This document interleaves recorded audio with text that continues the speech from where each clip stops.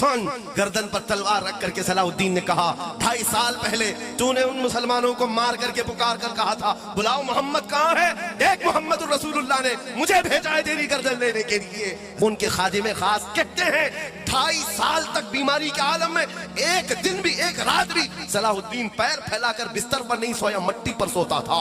جب ہم اٹھاتے تھے بستر پر آ جاؤ، تڑپ کر کہتا میرے نبی کو کوئی گالی دے رہا ہو اور میں بستر پر سوؤں یہ مجھے زیب نہیں دیتا، مجھے صلاح الدین نہیں کہا جائے گا۔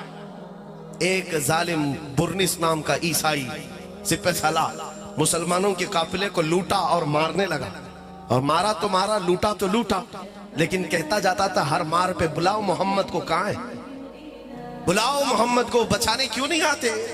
معاذ اللہ رب العالمین بار بار حضور کا نام لے کر تانا دیتا۔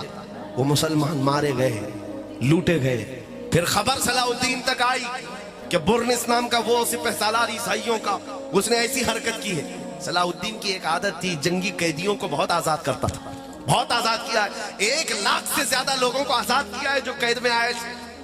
لیکن یہ وہ زمانہ تھا جب صلاح الدین ایوبی سخت بیمار، اور ایسا بیمار کہ موت کے آثار نظر آ رہے تھے، جس کو مرگل یعنی مرگل موت کہتے ہیں۔ موت کی بیماری میں صلاح الدین کپ کپاتے ہوئے ہاتھوں سے دعا کیا تھا مولا بس زندگی اتنی اور بڑھا دے کہ میں برنس کو اس کا انجام بتا دوں، میں بتا دوں، اتنی زندگی اور دے دے۔ اور اس کے بعد 2.5 سال کا عرصہ گزرا بیماری کے عالم۔ پھر وہ دن آئی گیا جب افاقہ ہوا، صحت یاب ہوا، جیسے ہی پیروں پر کھڑا ہوا فوجیں بھیج دی مقابلے کے لیے جگہ جگہ، اور پھر آخر وہ وقت آ ہی گیا، بکرے کی اماں کب تک خیر منائے گی، ایک دن تو بقرعید آ کر رہے گی۔ وہ برنس تو گرفتار ہوا اور سپاہیوں کے ہاتھوں قید ہو کر جب صلاح الدین کے پاس پہنچایا گیا، پوچھا صلاح الدین نے میرے بارے میں کیا گمان رکھتے ہو؟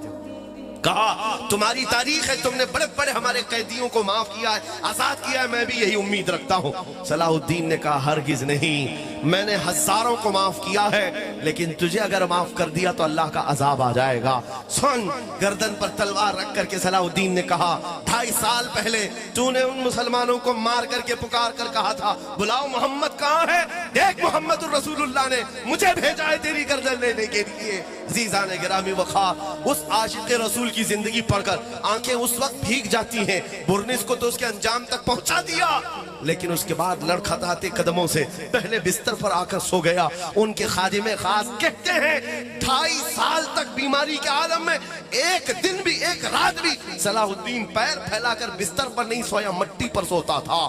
جب ہم اٹھاتے تھے بستر پر آ جاؤ، تڑپ کر کہتا میرے نبی کو کوئی گالی دے رہا ہو اور میں بستر پر سوؤں یہ مجھے زیب نہیں دیتا، مجھے صلاح الدین نہیں کہا جائے گا۔ یہ ایمان تھا۔